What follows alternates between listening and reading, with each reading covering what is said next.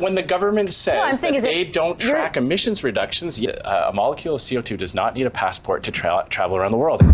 Welcome back to Moose on the Loose. My name's David. We've got so much stuff in the news going on. There's new scandals. It's crazy. One of them is Yves Giroux, the parliamentary budget officer. He is caught in the hot seat here because basically there's been a gag order put on him. He's not allowed to talk about an internal carbon tax report that was done by the Liberals. I wonder why they don't want to share that data. Maybe it's because the carbon tax is a big scam. The parliamentary budget officer has already proven that the Liberal carbon tax, just like the Prime Minister, is not worth the cost, saying the vast majority of people are worse off under a carbon pricing regime than without. This is partly because of the economic cost that the carbon tax imposes. One of our members for Winnipeg asked the PBO if the government had done an economic analysis of the cost, and he said yes, but they're blocking its release, referring to it as a gag order. Why the carbon tax cover-up? Unreal. The Right Honourable Prime Minister. Speaker, we of course respect the work of the Parliamentary Budget Officer who provides independent analysis to this government. In this instance, however, the Parliamentary Budget Officer admitted that he made a mistake with his carbon pricing reports using incorrect analysis and modelling, which emphasises what we've been saying all along, Mr. Speaker, that 8 out of 10 Canadians get more money back from the Canada Carbon Rebate while we fight climate change. The next Canada Carbon Rebate is actually going to be arriving on the 15th of July in Canadians' bank accounts right across the country. We will continue to put money in people's pockets and fight climate. Dude, people are not stupid. Keep your check. Leader of the Opposition. If that was true, he would simply release the report with the real cost of the carbon tax that he's been hiding. But the Auditor General released another report showing that this Prime Minister is not worth the corruption or cost after 9 years. $123 million in spending in the Prime Minister's Green Slush Fund broke the rules. According to one of the bureaucrats involved, the entire expenditure resembles the Liberal sponsorship scandal. Will he take personal responsibility for these costs and corruption, or will he just blame others again? The Right Honourable Prime Minister. Mr. Speaker, the Minister has already taken measures to ensure that these programs are properly spent, that the processes are properly followed in terms of contracts. We know we need to continue to ensure value for money Value for money, really, man? How many scandals? Why are these people not all in jail? For taxpayers, while at the same time continuing to step up on the fight against climate change, on the creation of a green... There's no fight against climate change, schmuck. Now we're jumping over to this interview with Vassy Capellos. She plays hardball. She's got one NDP, one Conservative, one Liberal. The Liberal is Adam Van Couverden, who is just he is one of the worst. He's had a little bit too much of the Kool-Aid. Carbon tax Kool-Aid. In a committee this week, Yves Giroux pushed back, saying the government has its own analysis saying basically the same thing, that there is an overall hit to the economy and that he's seen it, but has been told he can't share it. Take a listen. The government has economic analysis on the impact of the carbon tax itself and the OBPS. We've seen that, staff in my office, but we've been told explicitly not to disclose it and reference it. They put a gag on you, basically saying you can't talk about it. That is my understanding. Unbelievable. MPs are here in studio to talk about this. Parliamentary Secretary to the Environment Minister Adam Van Couverden is with us. Next to him, Conservative House Leader Andrew Scheer is here, and next to him, NDP House Leader Peter Julian. Hi, everybody. Good to see you back again to talk about this issue, which definitely persists. Mr. Van Couverden, I'll start with you. Why isn't the government making its analysis public? Well, our government has made our analysis public for years now, and what's clear is that the Parliamentary Budget Officer made some calculations in both 2022 and 2023 that were incorrect. They overestimated the overall impact on the Canadian economy that carbon pricing will have. And it's also still the case that it's bringing down our emissions, probably contributing to up to 30% of those emissions reductions. And at the same time, the Canada Carbon Rebate is sending more money back to 8 out of 10 Canadian families. All of that continues to be true.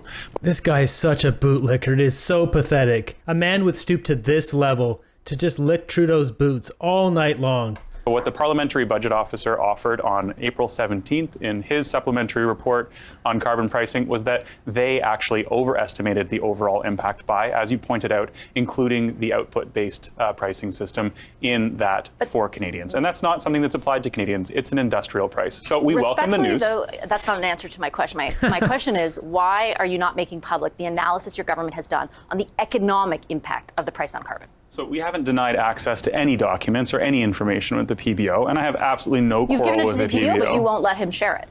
That's not my understanding. The honest truth is the PBO has done extraordinary work. There was an accident made or a mistake made starting in 2022 and then again in 2023 when more carbon pricing modalities were included in the overall impact. Well, to your point, look, what he did was include the industrial price in his analysis. He is reanalyzing, but he said here on this program, he doesn't anticipate it will have a material impact on his overall conclusion, which was taking into account not just the net in and out, but also the wider economic impact that slightly more Canadians will be worse off than better off, as your government contends. Back to the original question, you very clearly in this letter, the Department of Environment says the data the department is providing contains unpublished information. This is the letter to the PBO, dated in May. As such, I request you to ensure that this information is used for your office's internal purposes only and is not published or further distributed. The Conservatives contend you're not publishing this because it corroborates what the PBO says, that more Canadians will be worse off. Why not just make the information public if it says something differently, as your government argues? Well, from a fiscal perspective, that's not what the Parliamentary Budget Officer has offered Canadians. They've continually said that 8 out of 10 families get more back. Oh my God, Vancouveran man, you've just had too much of that Kool-Aid. Because climate change isn't free. Climate change is costing Canadians billions of dollars a year in damages. So have you done all floods. that analysis? Absolutely not. I'm not qualified. Not you, the government. That's all I'm asking. Is the government going to tell? Look at him, try to deflect every single question. I'm not qualified. Come on, you know what she's asking, schmuck. Canadians, if you keep saying we're all better off, are you going to show the math? Well, the math that the Parliamentary Budget Officer offered before April 17th indicated just that. And they continue to say that 8 out of 10 families get more money back. We're talking about dollars in their pockets. And what's unfortunate... If you don't include the economic impact, correct? Well, I mean... That's what he says. I'm attributing to him. We're talking about money in their pocket and money out of their pocket. I've never seen a dime in my pocket. What they need to incorporate is the population of Quebec who doesn't get a rebate and the population of BC that doesn't get a rebate, and realize it's 1/4 of the frickin' country. They need to stop saying this garbage. When you incorporate 1/4 of the country having to pay more for gas but not getting a rebate. And that's what the Conservatives have been, playing fancy math with. But we've seen over the last couple of weeks that the Conservative math just isn't adding up. So the Conservatives keep using funny math to justify their climate change denying ambitions. But we're going to stick to the parliament. Funny math. This is the same party that said 37,000 kilometers, and then it turned into 44,000 kilometers. Will a Conservative government, if you do form government, keep the industrial price on carbon and therefore the impact on the economy? Well, first of all, I should just highlight the fact that this is unprecedented to have an independent officer of parliament, the parliamentary budget officer, being ordered by the government, effectively being placed under a gag order, not to disclose information and costing of a major tax policy that's affecting Canadians. There's so much that my colleague said that is wrong. Canadians don't live in a world where they can only pay one set of the cost of the carbon tax. They live in a world where they pay all the costs. They pay the direct costs, whether it's on their fuel bill or their home heating bill. They also pay the economic costs, whether it's their companies not being able to offer higher wages because their small businesses are paying higher carbon taxes, or if they have to pay higher prices for things along the supply chain where truckers and retailers have to increase prices as well to pay their share of the carbon tax. So Adam would be right if Canadians could choose, hey, I only want to pay 1/2 of the cost here, but he's wrong because Canadians have to pay all the costs associated with it. And the Parliamentary Budget Officer said that including the industrial emitter portion of it would have a negligible effect. But he has yet to show his math. To be fair, he has yet to show his analysis. Fine, I'll take him at his word. And he's raising the alarm bell saying he's not even allowed to talk about what he's been shown by the department. And one more thing. Not only that, is Canadians paid for this. That's research we paid for and we don't get to see it. Adam said it was just so ridiculous. Including the cost of climate change, is not something that is that would cause a major difference between their approach and our approach, because you don't otherwise, believe in it. otherwise you would have to commit right now that climate change stops with the carbon tax. And what they're saying is climate change is continuing to get worse, and the carbon tax is continuing going up. Yeah, I think so the point there is that Canadians are going to get the worst of both worlds. They're going to get the costs of but the argument is that there is a cost to taxes. the impact of climate change. And if Yes. you abdicate your responsibility in trying to lower emissions, and then you will bear as consumers, as Canadians, as taxpayers, those costs as well, to the tune of $15 billion a year by 2030. But here's where that brutal double whammy comes into effect from the Liberal policy. Canadians are going to keep paying those because the carbon tax isn't working. Canada's share of emissions You don't know that. are, when you compare it to global let him emissions, finish. are much smaller anyway. So the global emissions are going to continue to go up. And especially with the carbon tax chasing away investment in clean Canadian technology like LNG and like other projects that this government has said no to, that's going to drive more and more production offshore with higher emissions. Just like Mr. And Vancouver, the government as I pointed out, Mr. acknowledges- Vancouver. If I just finish this one thought. Yeah, very The quickly, because government you're not has answering my acknowledged- question. The Yeah. government has acknowledged that they don't track emissions reductions linked to the carbon tax. That's what they said at committee.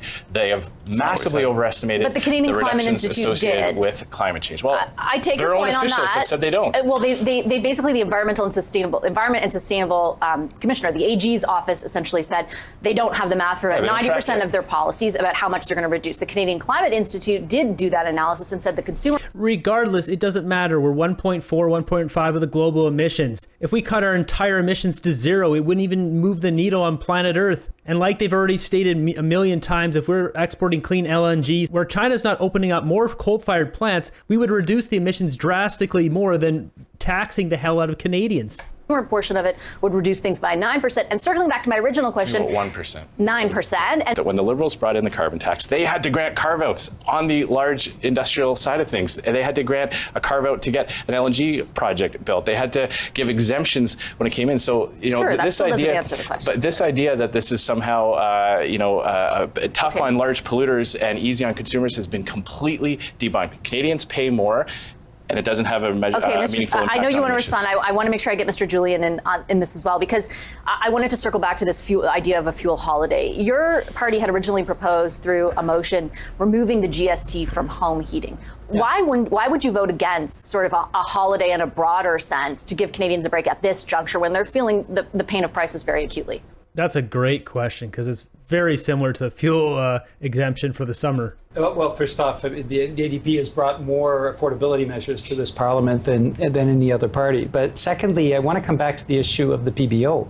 This is a very important issue. The Liberals should not be hiding information that has been developed with taxpayers' funding. And this is showing the same kind of disrespect to the PBO as an independent officer of Parliament that we saw under the Harper years. I mean, they cut back funding for the Auditor General's Department, for the PBO. An independent officer of Parliament is supposed to be giving us their best figures and have all the information in hand. And Liberals tend to hide that information. Conservatives, of course, distort that information. That's not anything that really allows for the kind of debate, the adult debate, that we need to have as a society moving forward when it comes to climate change. What do you do if that information is released and it says that there is a net negative impact on the economy? Does your party continue to support the consumer carbon tax and prop up this government in their implementation of it? Well, we have, over the time I've been in Parliament, we've been talking about cap and trade. We've been talking about a variety of measures. We believe we need to be at each juncture putting in place the kind of policies that actually bring our emissions down. And the climate crisis is costing us heavily. We saw with the heat dome just a couple of years ago in British Columbia. Oh, please. They make up these names. Atmospheric rain. They just invent garbage sayings. He's just deflecting, not answering the question. 600 people died. 60 of them were my constituents. We've seen atmospheric rivers, floods, forest fires that have ravaged huge parts of this country. So the costs of the climate crisis are huge. You know, our plan to lower emissions is actually very, very effective, because in 2015, when Mr. Scheer was in power, emissions were going up. And now emissions are coming down, and that's undeniable. Thanks to the pandemic, largely, at this point.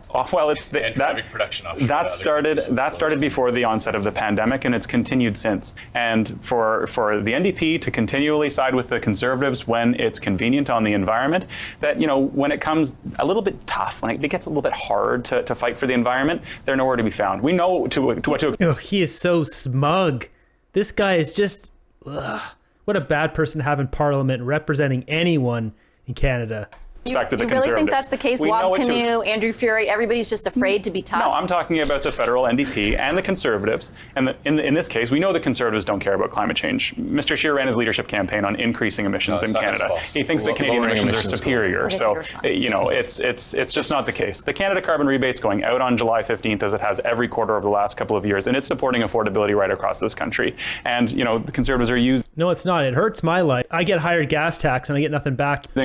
Quotes from food banks, organizations that I meet with frequently to talk about affordability. We're meeting Canadians where they are, and that Canada carbon rebate is part and parcel of our affordability plan, and it's helping Canadians this summer. It's a complete scam. So false. You yourself said that Canadians are only ahead if they only have to pay part of the cost. They don't live in that world, Adam. They have to pay all the costs. Their lives. Yes, and a Canadian carbon tax is not going to have a measurable impact on climate change. So 300 economists disagree with you. When all you result in is shifting production to other countries with lower standards. Do you have evidence? Just wait a second. Do you have evidence to prove your point that it's doing nothing? Because the Canadian Climate Institute does. When the government says that they don't track emissions reductions, yes, I will absolutely. But that study does exist. Checkmate, man. I mean, they don't track the emissions and they just say, oh, yeah, no worries. And then when you push them on, they say, well, it's going to be 2050 before we have the numbers.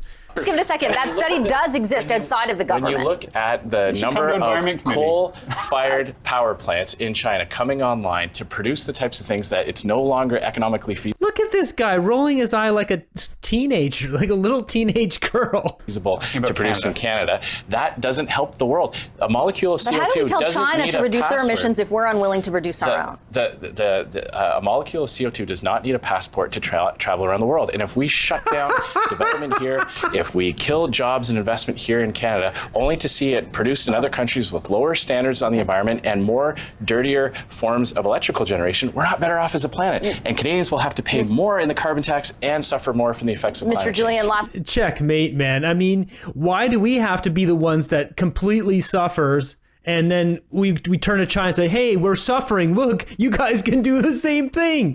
This is so stupid. This is just a big money scam. They're just laundering our money out the back door into the van in the back, and they're driving away with it. The Liberals have been so slow off the mark. It's the NDP that has been actually pushing for the kind of progress that we need to see in this country. Like what? But just C50? I mean, do you not think that the carbon price is part of that? C50 is one of the landmark pieces of legislation to actually have in place. Well, we forced you to do it, like we did dental care, like we did pharmacare, like we did affordable housing. I mean, the NDP is the fourth party in this parliament, but we have weighed heavily on making sure we actually have an environment for tomorrow and that we combat the climate change, climate crisis. But your leader has said that the government is not acting fast enough, not doing enough, not meeting the crisis where it is. He's only leader of this country because your party props him up. We're saying that we need to do action now, and this is what the NDP has managed to achieve in this parliament. Yeah, it's because you guys all get a back-end deal there. Jagmeet gets his pension. He's not answering a question. Just weak men with weak morals. This was one spicy interview, that's for sure, but... Adam Van Koeverden, smug and just, he will do anything Trudeau says and just keep pushing that 8 out of 10 garbage. I'm so tired of that. The population of Quebec and BC combined is something like 13 million. Considering we have 41 million Canadians, that's 32% of the population doesn't get a carbon tax rebate. They just jack up the gas cost. They increase the home heating cost and we get nothing back. 32% of the population gets nothing in return. And they keep saying 8 out of 10 Canadians. No, you have to remove 32% of the Canadians and then do that stupid 8 out of 10 garbage. By doing the simple math on that, 8 out of 10 Canadians multiplied by 32% is 2.65 minus 8 is 5.35. The absolute max, using the flawed, broken logic, cherry-picking data, the most they should be saying is 5 out of 10 Canadians get more money back than they pay. I think we're all getting really tired of these lying liberals, but I'm glad Andrew Scheer just said it all. It's like, why are we breaking our economy when China's not doing anything? Next up, we got this clip here where Sean Fraser basically says we shouldn't name the people that have defected to China and they're trying to help with foreign interference. This is appalling. Well, usually these things would play out in a different forum where that is protected with the processes that affords an opportunity for a person to make a defense should they feel that's appropriate. In the absence of those protections, given the nature of an obviously very serious forum that needs to be considered in a manner that protects national security considerations, you obviously don't want to be openly discussing ways in which foreign interference could be conducted, where those who might have ulterior motives might be paying very close attention. So from my We're not asking how they did it. We want to know who did it. perspective, the appropriate investigations ought to continue.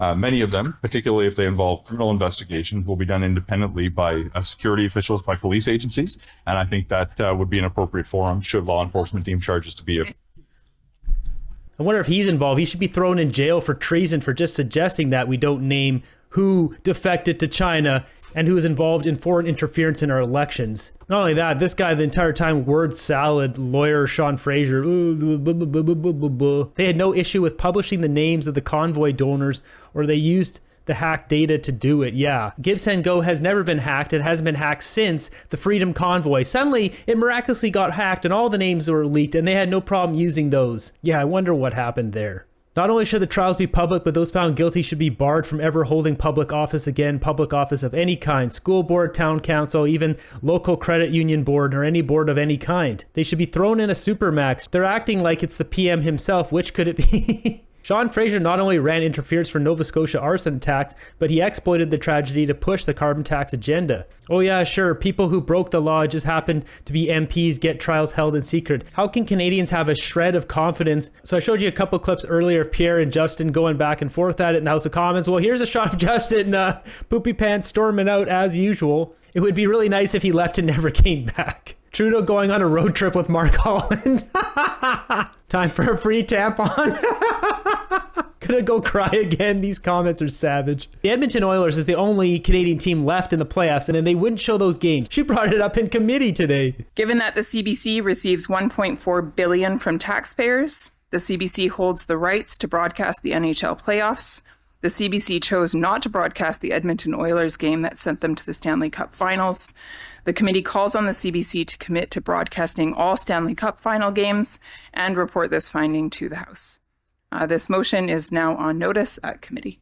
Thank you. With that said, we've got a clip here of Connor McDavid being harassed by people. Don't do this, people. Like, seriously. So he's out buying a couple of beers. Look at this. It's embarrassing. Oh, thank you so much, man. Thank you so much, bro. Thank you so much, man. I'm so happy. Go, let's go.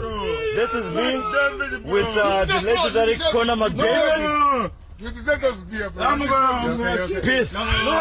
Good man. Good man. Thank you so much.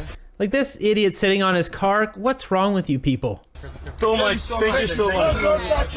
Thank you so much. Thank you so much. Give me a hug, man. Thank you so much, man. Thank you so much. This is me and Connor. This is not okay. Leave the guy alone. David, thank you. Man, that guy is such a class act, McDavid. He could have told these people to F off or whatever. He is just such a class act. And I think he's going to have to get an assistant to go do that stuff from now on when you get these kind of schmucks doing this stuff. This is grossly disrespectful. Hockey players are human beings. Ridiculous pawing at him like that. Leave the guy alone. Offer congratulations and maybe an autograph or picture if it's appropriate, which it clearly wasn't in this case. He's going to need security, yeah. Next up, we've got this real winner here, Olivia Chow, offering some solutions to all the crime in Toronto. This will take care of it. In their surroundings, so whether it's shattered-proof glasses, fencing, lighting, or trimming of bushes, or cameras. We assist because we have the knowledge. We know what's the best practices. Oh, okay. So just put in some cameras, some lighting, trim your hedges, and some shatterproof glass. That'll keep away these thugs who show up with a bunch of pew-pews. This is embarrassing, guys. You need to up the ante here. When they show up with pew-pews, the cops need to take them out, period. Brampton driver illegally U-turns in front of cop. So the cop is back here in the black, up there. So the cop is right here.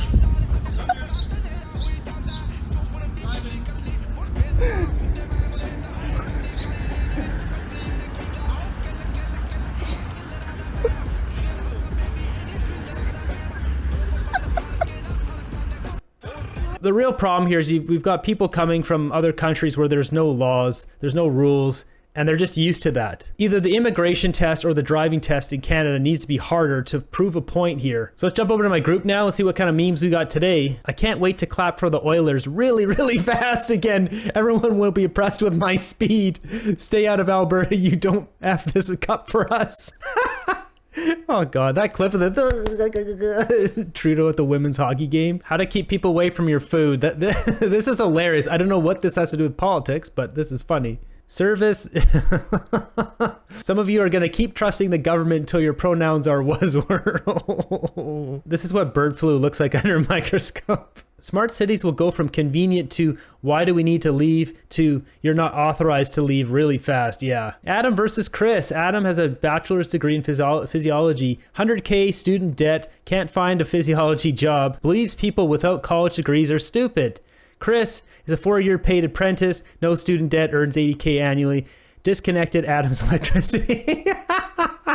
Alex Jones fined $1 billion for misinformation. Anthony Fauci.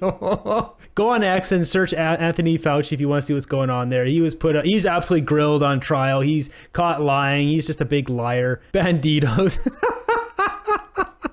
The posture, this one really fits Cubo. You can lead a horse to water, but you can't make him drink. You can show a person the truth, but you can't make them think. Yeah. Real game.